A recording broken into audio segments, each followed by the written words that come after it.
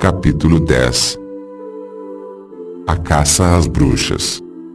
Doce sem conselho, saco sem fundo, febre contínua que nunca termina, besta insaciável, folha levada pelo vento, bastão vazio, louca desvairada, mal sem nenhum bem, em casa um demônio, na cama uma vadia, na horta uma cabra, imagem do diabo. Em geral, falar de caça às bruxas significa voltar à época medieval, a perseguição em massa e os massacres. No entanto, continuaram muito depois desse período. As grandes ondas repressivas contra as bruxas e os hereges aconteceram, na verdade, de 1480 a 1520, período ao qual sucederam uma relativa pausa e uma nova onda de perseguições de 1580 a 1670. Aquela que na Idade Média fora uma guerra aberta contra populações inteiras que haviam escolhido uma vida comunitária, como os cátaros e dulcinistas, se transformou em uma perseguição de estilo policial em larga escala destinada a extirpar a erva daninha da desobediência.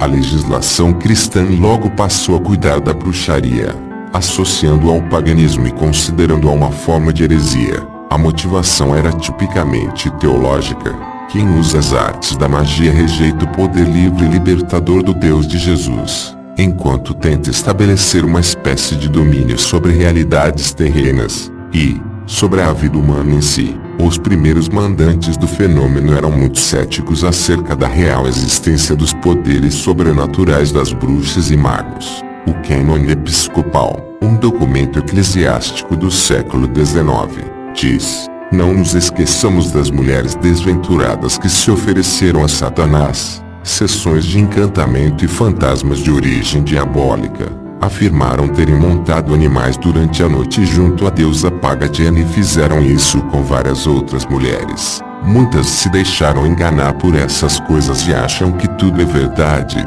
afastando-se da verdadeira fé. Mas quem pode ser tão tolo a ponto de crer que tudo isso acontece?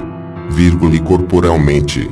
2. Enfim, quem praticava bruxaria cometia um pecado grave, mas as artes mágicas em si não representavam um perigo. A partir do século XI e até a metade do XIII, a atenção da igreja se concentrava mais nas heresias, como as dos cátaros e valdenses, e o mundo do ocultismo foi, em parte, ignorado. Bruxaria e heresia. As coisas começaram a mudar depois do nascimento da Inquisição. O deslocamento da perspectiva entre as primeiras e brandas perseguições e as sucessivas, mais sistemáticas, é fundamental. Segundo essa nova visão, na verdade, o demônio se torna um ser físico, que pode possuir e ter aliados na Terra, que tem um exército próprio e uma igreja. A batalha entre o bem e o mal se concretiza transformando-se em uma guerra em sentido físico, além do metafísico. Em 1258, Alexandre IV condenou as práticas mágicas. Em 1320, João XXII encarregou os inquisidores de Toulouse de intervir contra os bruxos. Em 1436, o juiz Cláudio Tolosan declarou que os magos e bruxas não tinham direito a indulgências da igreja e considerou suspeitas até práticas populares aparentemente inócuas, como a colheita das plantas durante a festa de Santo Antônio. Em 1451, Nicolau exortou os inquisidores a punir os adivinhos mesmo quando não houvesse uma condição evidente de heresia. A Inquisição podia, assim, atingir também a superstição popular.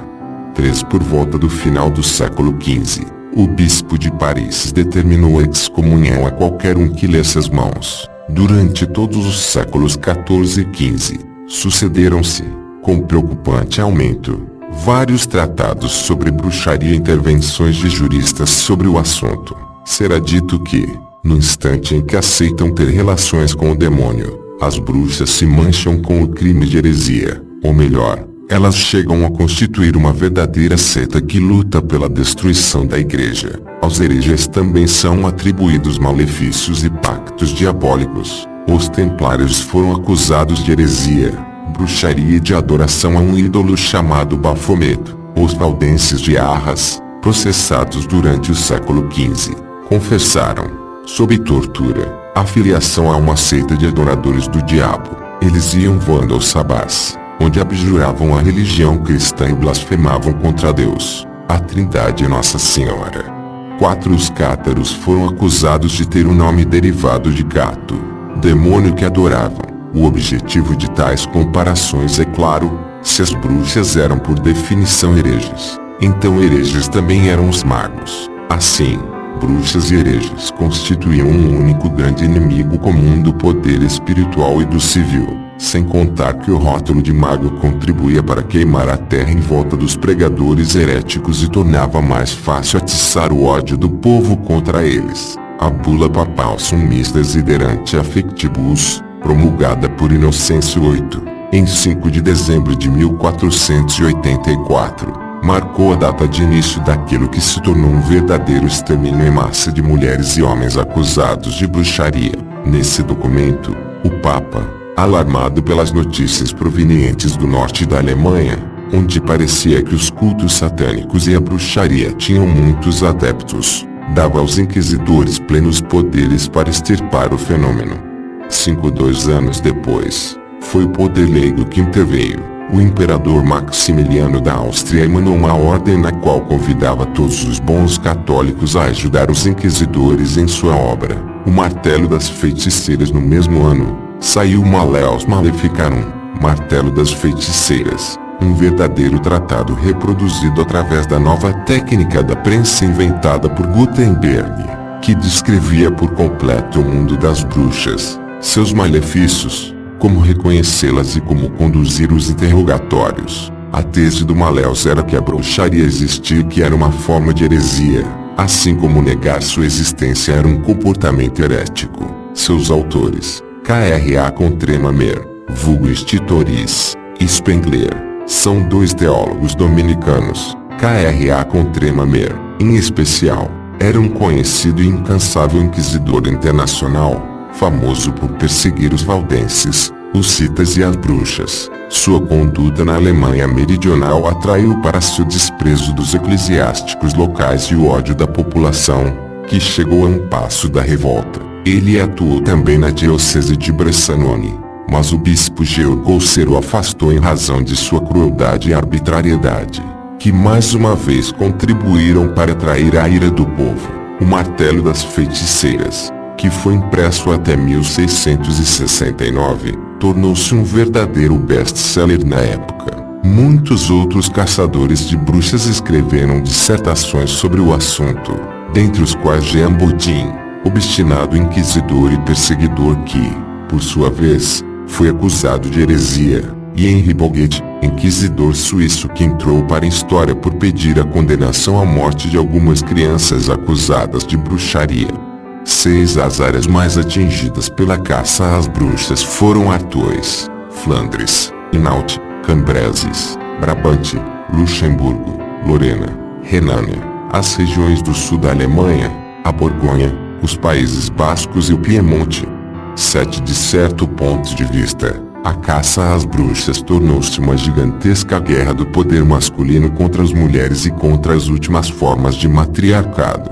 Por exemplo, foi tirado do gênero feminino o poder de curar os males e assistir no parto, entregando-os ao monopólio da casta masculina dos médicos. O Maleus Maleficarum afirma claramente que ninguém prejudicou mais a igreja do que as parreiras. Não é preciso se esforçar muito para encontrar na literatura, na teologia, mas também nos tratados de medicina da época, afirmações de forte desprezo, se não de ódio, às mulheres. Um exemplo de Laurent Joubert, médico do século X, afirma, por si mesmo indiferente ao sêmen.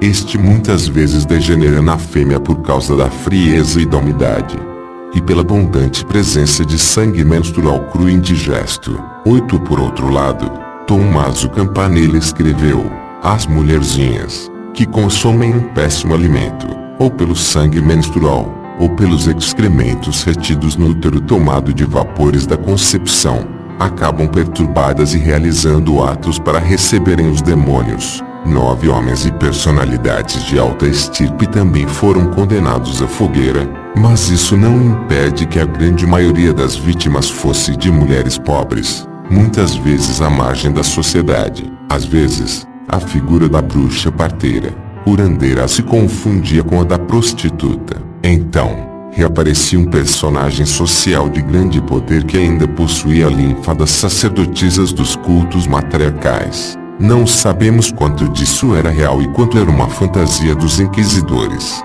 É verdade, no entanto, que, em algumas localidades, por exemplo, nos territórios eslavos, os cultos matriarcais que remontavam a 5 mil anos antes de Cristo sobreviveram por muito tempo, até depois do século XVII, às vezes camuflados de ritos cristãos, às vezes praticados pelo povo às escondidas, como aconteceu por muito tempo com os ritos matriarcais dos escravos negros nas Américas. A louca engrenagem da Inquisição no final do século XV. A Inquisição já era uma máquina bem lubrificada e rodada para eliminar os hereges. O sucesso e a carreira dos inquisidores dependiam do número de processos julgados e das condenações executadas. Também se acreditava que o povo devia se sentir constantemente ameaçado pela visão dos castigos exemplares, para não ousar sair do recinto da verdadeira fé. As fogueiras e as mortes em praça pública serviam de exemplo.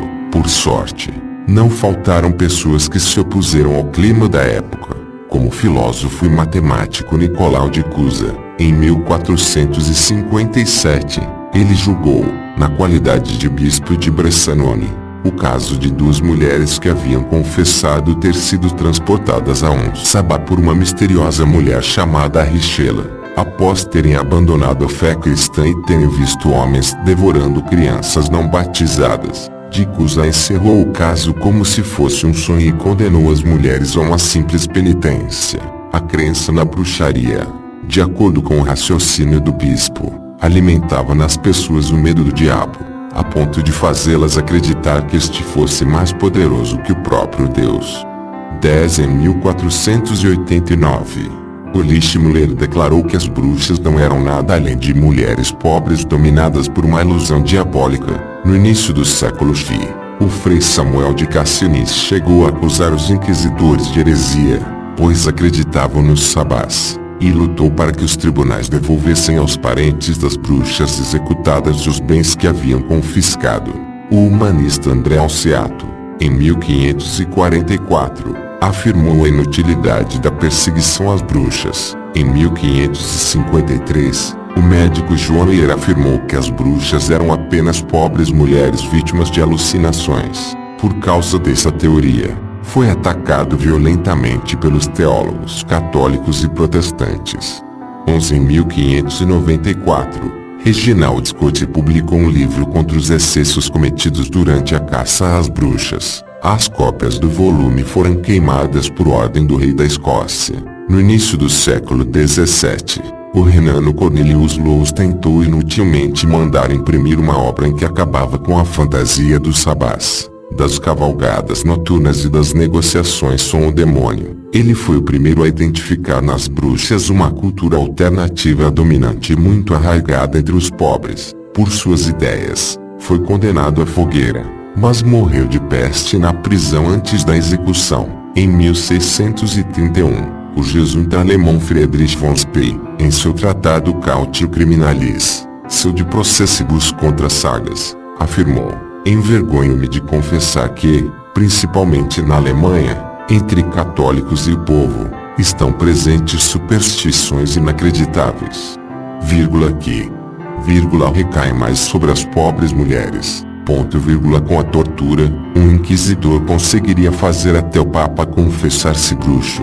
12 Todavia, até a metade do século XVII, esses tipos de manifestações eram sempre isolados. O processo por bruxaria acontecia paralelamente onde heresia podia ser instruído com base em uma mera suspeita, ou simplesmente aparecer no sonho de outra pessoa. As delações anônimas também valiam. Nas igrejas, chegou a ser colocada uma urna para as denúncias, parecida com a das ofertas. Assim que a audiência começava, a suposta bruxa era convidada a confessar e abjurar o demônio. Se não o fizesse, era torturada. Entre as provas da possessão diabólica estava a presença de sinais específicos no corpo da bruxa. Podia ser uma mancha na pele, uma verruga, um calo ou qualquer imperfeição. Aquela era a marca deixada pelo diabo. Outro elemento de avaliação era o olho. No caso de suspeita, ver a réia chorando ou lacrimejando já bastava para os juízes. Acreditava-se que as bruxas não podiam chorar, mas que o diabo podia simular as lágrimas. Nos casos mais graves, recorria-se à prova d'água. A acusada, muitas vezes amarrada a uma grande pedra, era jogada na água. Se afundasse, era inocente. Se, ao contrário, boiasse, queria dizer que era culpada, sendo protegida por um sortilégio do demônio. Os interrogatórios eram realizados em meio a perguntas e armadilhas criadas especialmente para confundir o imputado. Por exemplo, diante da pergunta "Você acredita em bruxas?", responder não significava negar a própria existência do diabo e, assim, assumir o crime de heresia. Responder sim ocasionava outras perguntas dos juízes, como: "Quantas bruxas você conhece?", e assim por diante. As bruxas, por sua vez, espontaneamente ou sob tortura, muitas vezes acusavam outras pessoas que supostamente teriam participado com elas do sabáze que acabaram processadas. Às vezes, as acusadas, por vingança, davam os nomes dos próprios acusadores, criando, assim, uma lúgubre reação em cadeia que podia durar anos e envolver centenas de pessoas. Mas o processo por bruxaria tinha uma diferença muito importante em relação àquele por heresia. O herege que confessasse e abjurasse imediatamente diante dos juízes podia ser absolvido logo ou, no máximo, receber uma leve punição, constando dos autos que, se fosse novamente processado, a morte seria certa. A bruxa que confessasse espontaneamente seria absolvida da acusação de heresia, mas os juízes mandariam seu caso ao tribunal leigo para que sofresse os efeitos civis de suas ações.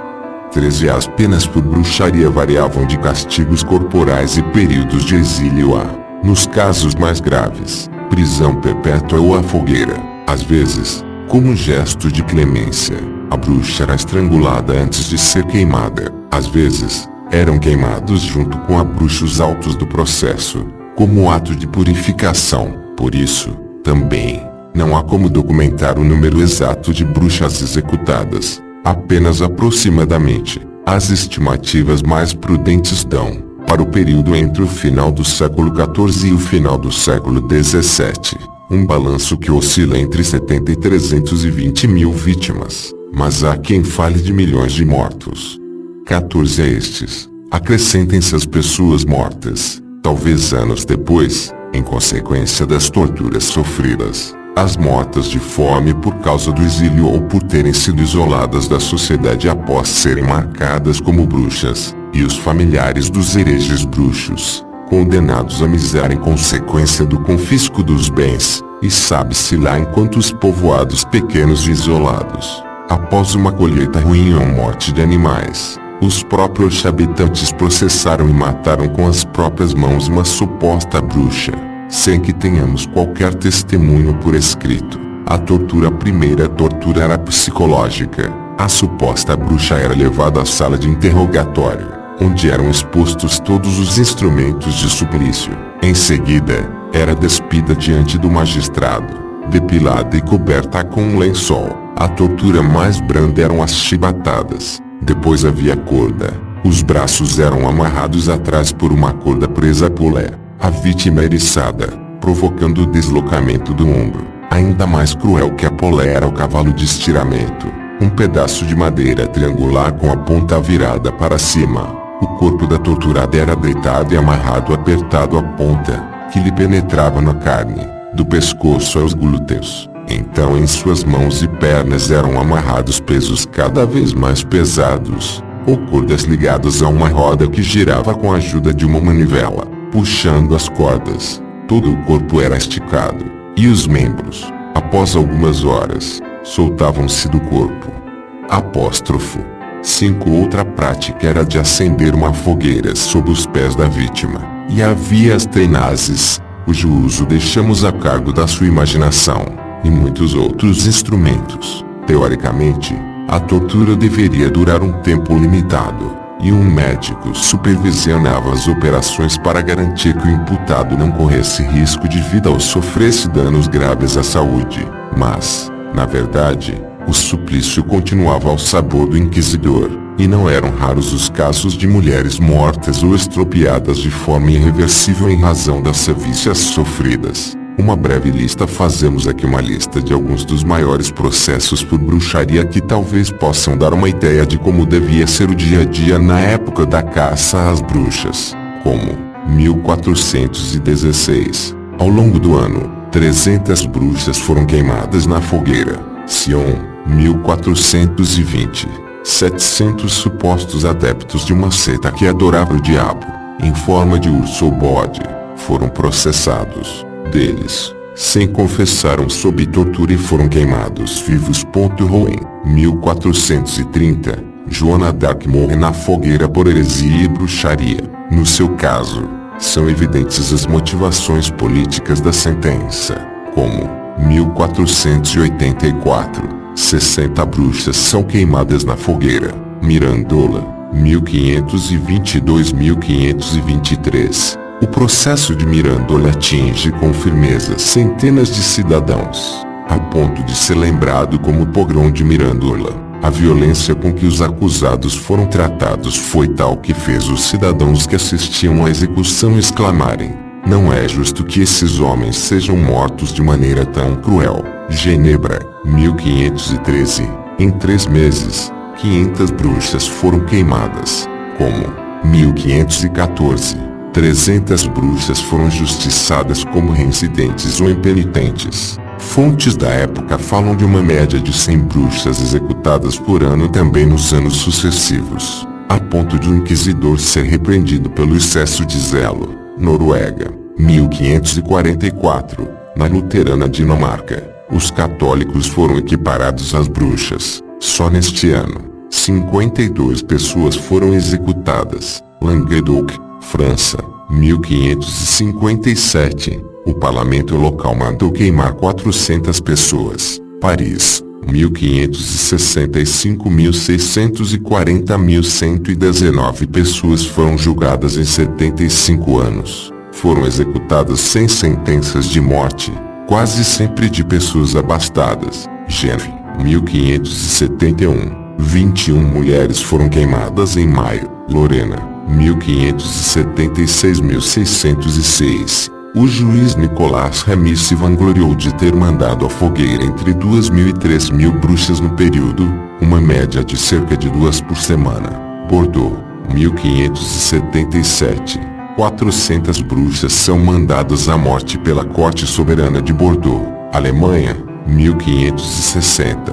Aproximadamente, os príncipes protestantes processaram, torturaram e condenaram à fogueira algumas centenas de bruxas. Inglaterra, 1560. 1600. Sob o reinado de Elizabeth I, 314 vítimas foram queimadas na fogueira, na maioria mulheres. Treviri, 1587. 1593. Sob as ordens do arcebispo eleitor João von Scho contra Maneburg, ligado aos jesuítas, foram queimadas vivas 368 bruxas em 22 povoados. Em 2 deles, apenas uma mulher foi deixada viva.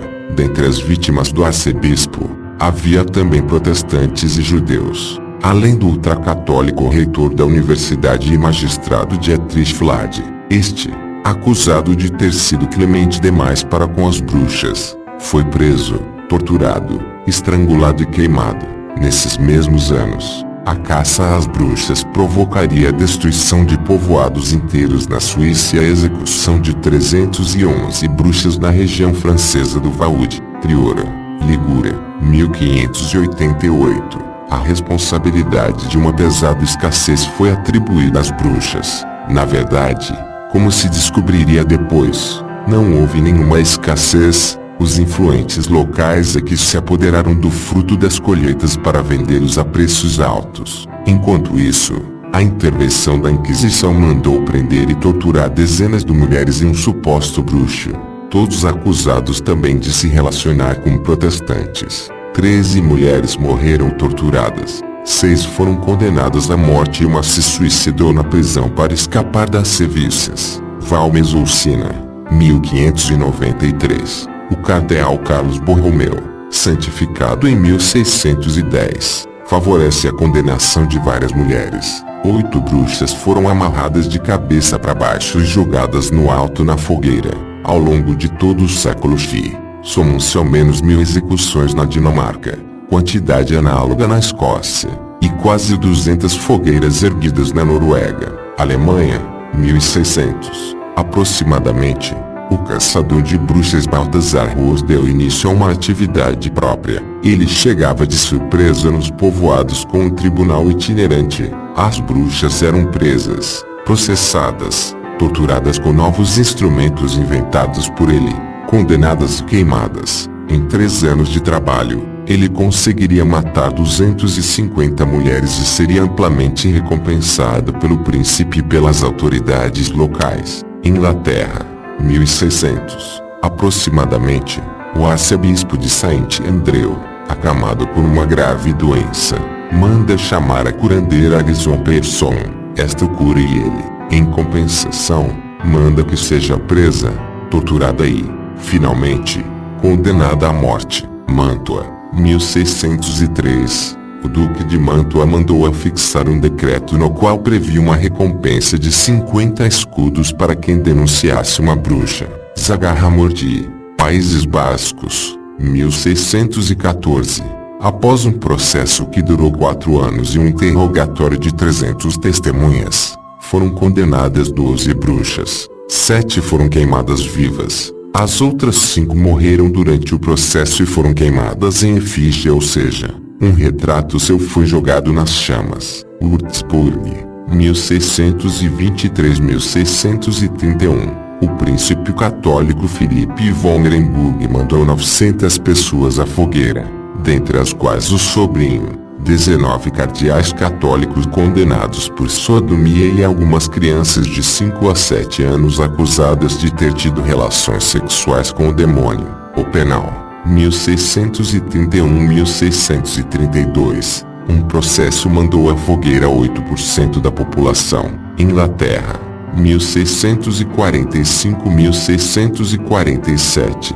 O caçador de bruxas Matthew Pickens viajava pelas cidades e povoados cobrando uma libra esterlina por cada bruxa que conseguisse fazer condenar. Só na província de Suffolk, ele conseguiu fazer enforcar 98 mulheres. O próprio Pickens conduzia os interrogatórios e se voltava principalmente contra mulheres jovens, que torturava após violentar repetidas vezes. Polônia, 650.700. Aproximadamente, calcula-se que o número de vítimas da caça às bruxas seja em torno de 10.000 pessoas. Salem, Massachusetts, 1692. Uma escrava negra confessou ter induzido as moças da cidade a participar de uma dança noturna com práticas de magia e dá o nome de alguns membros importantes do local. Tem início uma espécie de histeria coletiva que levaria à morte várias pessoas. Um total de 155 meninas, moças e jovens mulheres seriam processadas, e 20 delas acabariam na fogueira. Suíça, 1782. A última bruxa queimada na fogueira. Polônia, 1793. A última bruxa queimada na fogueira. Ordalho. O termo ordalho deriva do anglo-saxão ordeal, juízo. Sua definição técnico-jurídica é procedimento em que forças sobrenaturais se manifestam dando seu próprio juízo sobre uma questão que provoca uma consequência jurídica. 16. Alguns estudiosos afirmam que o juízo de Deus já era mencionado na Bíblia. 17. Entretanto, até hoje, é difícil saber se a igreja aprovava os ordalhos, uma vez que o Quarto Concílio de Latrão, 1215, os vetou explicitamente. Na verdade, o juízo de Deus não foi vetado de fato. Por vezes, foi utilizado até por eremitas e monges na tentativa de tornar Deus testemunha de suas próprias razões, passando por cima das instituições eclesiásticas. Nos primeiros séculos do cristianismo, Muitos eremitas e missionários cristãos utilizaram de várias formas a prova do fogo para testemunhar a própria fé ou ser absolvidos de acusações infames. O missionário Bonifácio, diante dos exércitos russo e alemão, submeteu-se à prova do fogo em nome de Deus. Conta-se que os espectadores, ao ver que seu corpo não queimava, converteram-se ao cristianismo. A Igreja Católica do século XIII, já estatizada e hierarquizada, não podia permitir que houvesse outras fontes de legitimação espiritual e de santificação além das bulas provenientes da Santa Sé. 18 Mas o Instituto do Ordalho sobreviveu de fato ainda por séculos e foi reintroduzido durante os processos por bruxaria. O primeiro ordalho, surgido na Alemanha, foi a prova da fogueira, que consistia em fazer uma pessoa vestida com uma camisola coberta de cera passar por entre duas fileiras de galhos em chamas. Em 1098, uma camponês da região da Provença, Pierre Barthélemy, submeteu-se espontaneamente à prova, conseguindo passar incólume através das duas fileiras de oliveiras em chamas colocadas a uma distância de pouco mais de um pé umas das outras. Outro ordalho era a prova do ferro de marcar, que devia ser segurado na mão como se fosse um buquê de flores. O manuscrito Sacho Grammaticus fala de Popus, que se submeteu à prova para demonstrar a verdade do cristianismo. Ordalho semelhante ao da água fervente. A pessoa submetida à prova devia pegar um objeto dentro de um caldeirão cheio de água ou óleo fervente. Dizem que uma escrava teutor acusou a ama de infidelidade, e ambas passaram pela prova. A ama enfiou a mão e conseguiu pegar o objeto, enquanto a escrava se queimou e foi morta com um banho de água fervente. Outro ordalho, ainda, era o da água fria, usado não por acaso contra as bruxas. O examinado era submerso em uma banheira de água fria com o polegar da mão e o indicador do pé amarrados. Se afundasse, era inocente. Se boiasse, por ao menos 5 minutos, era culpado. O último ordalho de que falaremos é a prova da Bíblia. O acusado subia sobre o prato de uma balança, enquanto do outro lado era colocada uma Bíblia. Se o seu peso fosse inferior ao do livro, era condenado. As Bíblias da época pesavam cerca de 25 kg. Os bem-andantes, os bruxos bons por volta do final do século X, os inquisidores do Friuli viram-se diante de casos de bruxaria que não se encaixavam nos esquemas conhecidos. Alguns camponeses eram conhecidos nas redondezas por sua capacidade de curar as pessoas atingidas por males. Um deles, como disse um pároco ao inquisidor da diocese de Aquilea em 1575, declarara ser um bem-andante e se vangloriara de vagar pela noite com bruxos e gnomos. 19 Inquérito, de início, avançou lentamente. Foi interrompido em 1575 e retomado apenas em 1580, mas no final chegou a confirmar a presença de um fenômeno muito difundido. Segundo a lenda, os bem-andantes, homens e mulheres, durante o sono entravam em uma espécie de transe durante o qual a alma saía do corpo em forma de fumaça. Ratos ou outros pequenos animais, como as bruxas, eles chegavam ao lugar de encontro, os campos do Vêneto ou do Friuli, mas também o vale bíblico de Josafá, voando, sozinhos ou cavalgando sobre pequenos animais, e, como as bruxas, reuniam-se com seus semelhantes para realizar feitos mágicos. Ao contrário das bruxas, no entanto, os bem-andantes não utilizavam ungüentos para voar, não participavam de orgias, não abjuravam a fé católica e não adoravam o diabo. Ao contrário, eles afirmavam que lutavam em nome da religião e de Cristo contra as bruxas e magos maus, e para defender a colheita. Ninguém se dizia bem-andante, mas nascia assim. Todas as crianças que viessem ao mundo de camisa, ou seja, cobertas por uma película placentária, como se fosse uma roupa, eram potenciais bem-andantes, desde que guardassem a membrana e a levassem sempre consigo. Em geral, os futuros xamãs eram avisados do futuro que lhes esperava por suas mães ou por um bem-andante ancião, que o visitava pessoalmente ou em sonho, por volta dos 20 anos. Nas noites de quinta-feira da quarta têmpora, 20 eles eram chamados em sonho por um capitão ou anjo. Quando chamados, Seu espírito abandonava o corpo e voava com o capitão. O destino era um campo onde lhe esperava uma luta contra bruxas e magos malvados. Os bruxos bons lutavam com ramos de funcho, os maus, com galhos de sorgo. Caso os primeiros vencessem, a colheita daquele ano seria boa. Se fossem os segundos, o ano seria péssimo. Os bem-andantes eram vinculados com o máximo segredo às suas ações e aos nomes de seus companheiros e dos bruxos adversários, sob pena de receberem pauladas em sonho durante a noite. Na verdade, muitas vezes falavam de suas atividades, por orgulho ingênuo ou para tirar alguma vantagem. A eles era atribuída a capacidade de curar pessoas atingidas por encantamentos e de reconhecer uma bruxa à primeira vista. As mulheres nascidas com a camisa podiam falar com os mortos. Todos esses eram dons que podiam trazer alguma vantagem econômica. 21 Os inquisidores, durante os interrogatórios, tentavam insinuar habilmente a suspeita de que o anjo visto pelos bem-andantes era ninguém menos que o demônio disfarçado, e incluir nos relatos dos malfadados xamãs elementos típicos do sabá das feiticeiras, como a presença de belas cadeiras, utilizadas pelo diabo como trono, e de danças e diversões. Os camponeses continuaram repetindo que apenas as bruxas se entregavam a diversões, enquanto eles se reuniam para promover o bem, mas, no final, cederam à pressão psicológica e às armadilhas das perguntas capciosas e admitiram, ainda que renegando a própria fé, terem sido vítimas do maligno. Os autos dos processos contra os que nasceram com a camisa registraram uma evolução ao longo dos anos. O retrato do bem-andante se afastou cada vez mais daquele do bruxo bom para assumir o aspecto de bruxo malvado, apóstata da fé e adorador de Satanás. O que impressiona é o fato de muitos inquisidores investigarem cuidadosamente as pessoas que os bem-andantes afirmavam ter visto em sonho. De qualquer modo, nenhum foi condenado pelo simples chamado em sonho.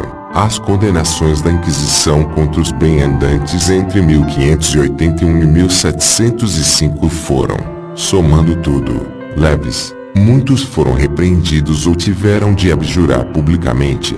Alguns foram detidos por poucos meses ou banidos temporariamente. Apenas 2 de 16 condenados foram exilados para sempre. 22 O bem-andante Michele Sope morreu na prisão antes da sentença, talvez pelas péssimas condições da detenção. 23 Muitos processos foram interrompidos. Muitos supostos bem-andantes considerados inencontráveis não foram procurados. É provável que a Inquisição estivesse mais preocupada com a infiltração das teses luteranas, cujos adeptos foram identificados e perseguidos com eficiência e rapidez. Além disso, entre o final do século X e a metade do século XVII, o interesse dos inquisidores pelos sabás diminuiu, enquanto aumentou seu ceticismo.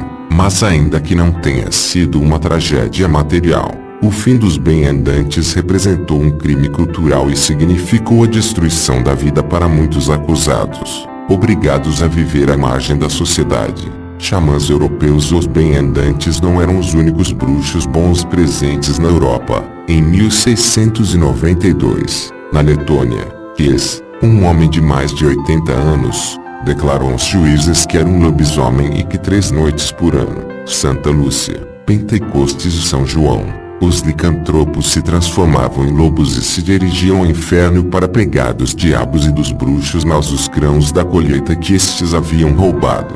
Os licantropos batiam nos bruxos com açoites de ferro, enquanto estes, por sua vez, os expulsavam com cabos de vassoura.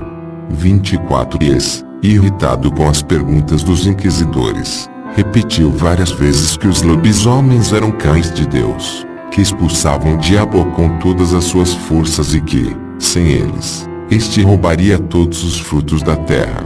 Os lobisomens russos e alemães faziam o mesmo. Kies, que não voltava atrás de suas declarações, foi, por fim, condenado a 10 chibatadas. As semelhanças com os bem-andantes do Friuli são evidentes. Talvez os nascidos com a camisa e os licantropos letões representassem os últimos remanescentes de um culto xamanista pré-cristão antes difundido em várias áreas da Europa e que sobreviveram em algumas zonas marginais, como os campos do Friuli e o extremo norte. Até hoje, na Istria ou na Dalmácia, há terapeutas e antibruxos nascidos com a camisa 25. No caso específico dos bem-andantes, talvez haja um elemento a mais de originalidade, segundo Dom Gilberto Pressaco, 1945-1997. Seus ritos reuniriam também elementos da tradição estática dos terapeutas de Alexandria, veiculada no Friuli através dos sermões de Emagora, discípulo de São Marcos, de origem alexandrina, e fundador da igreja de Aquileia. 26. Assim como os lobisomens, originalmente bons, foram transformados pela tradição cristã em seres negativos, os bem-andantes acabaram sendo identificados com os próprios demônios do que combatiam.